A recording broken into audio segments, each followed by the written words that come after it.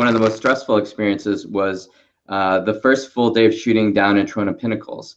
The DP, Steven, he was going out to get the sunrise footage, and then and I was supposed to go with the rest of the crew to set up the location for our first, scene of the day.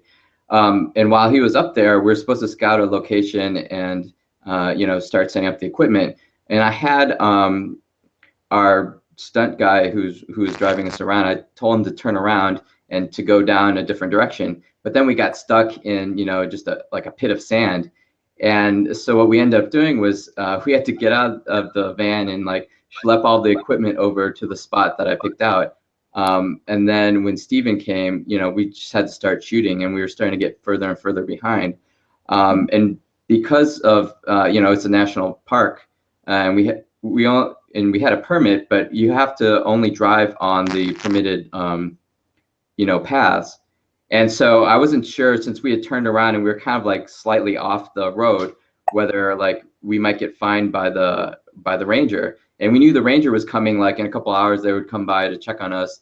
And so I was kind of panicking a little bit, because we had to get set up for the shot, get going on that, but also like figure out how to dig the van out. And then like, we might get fined by, the ranger and all that. So it was just kind of like, how do you get through all of this? Like it's like the first shot of the day. How do we, how do we like deal with all these problems, right? But you just have to focus on what you can do, like every little problem that you can solve. So, we just had to like everyone carry equipment over to where we were getting set up. Darren, who was, driving the van, like started working on trying to dig it out, while we were setting up the equipment.